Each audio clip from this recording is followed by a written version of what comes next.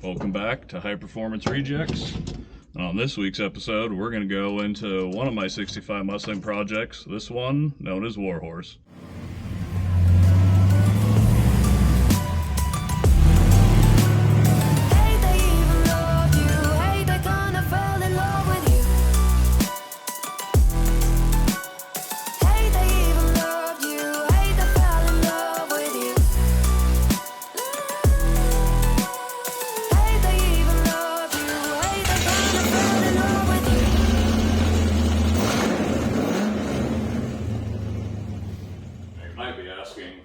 Why 65 Mustang combined with an FD-RX7? Just so happened that while we had an FD-RX7 shell that had already donated all its parts for another project we had at the time at the race shop, this one came up for sale because a previous owner drove drunk into a tree and destroyed the front end all the way to the firewall. My dad bought it, decided, hey, I've got a shell of an FD-RX7 sitting here with perfectly good floor and frame rails, so he combined the two and made this. Powering this mutant, he went with a 95 Mustang 5-liter. He got a full trick flow top end kit, so cam, heads, intake, bigger throttle body, making about 350 horsepower, at least as advertised by their kit. And I'd say it feels about right. And while he was at it combining the two, he made sure to push the engine a few inches back compared to where it would normally sit. So if you look at where the valve cover is versus where the center line of the wheel is, it's pert near what would be considered a mid-engine car. This engine is actually pushed back pretty far. Now the trunk here, you'll see a 22-gallon fuel cell that replaces the factory gas tank. Gives you extra capacity and a little bit safer if you get hit from the back.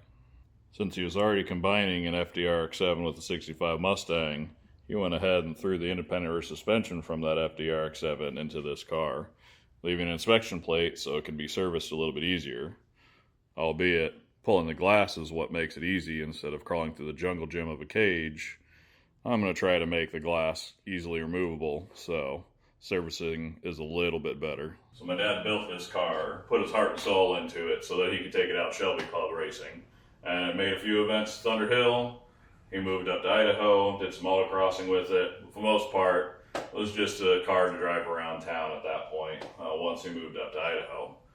2 summers ago, he had a dream that he bought himself a brand new Mustang, probably because, in reality, there was a brand new California Special sitting on the Ford lot right by his house, and he saw it and decided he kind of wanted to buy it. And he needed room in the garage to put that Mustang in, which means I ended up getting this one. So we're going to make this my autocross car and take it out to some Shelby Club events going forward.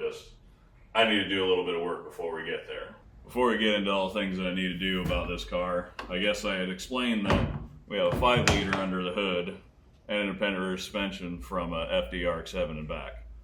I guess I should say that connecting the two is a T5 5-speed. As well, it bolts right up to that 5-liter. They're readily available, and it works pretty well. So now the things that I need to get done, I'm sure you've already noticed, the door jams and whatnot, all the paint's flaking from the previous paint job that had been done on the car where they didn't prep it right and it's kind of coming undone. So there's a bunch of stuff that needs to be painted, including the cage, because like any project car, things are taking longer than expected, and he was renting space at the race shop we worked at the time. So things got a little bit rushed. So I got to go through, kind of take care of some stuff that got skipped in trying to get this thing out of the race shop and on the road. Just little details here and there. Plus it was done 20 years ago, so it needs a little bit of a refresh. And I have access to a little bit better tooling and what I do, so I can improve a couple things. Moreover, he built this car for himself. He's a little bit shorter than I am, so I'm a little bit cramped in here.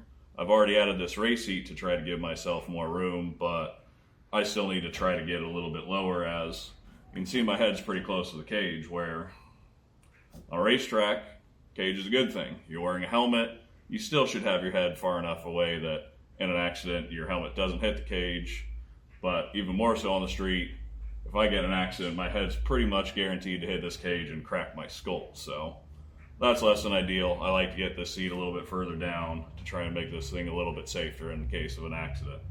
Also, with the door bars, if I put this removable bar in, and makes me drive with my arm up because that bar is exactly where my elbow is because I'm so cramped in here. So redoing the door bars is on my to-do list.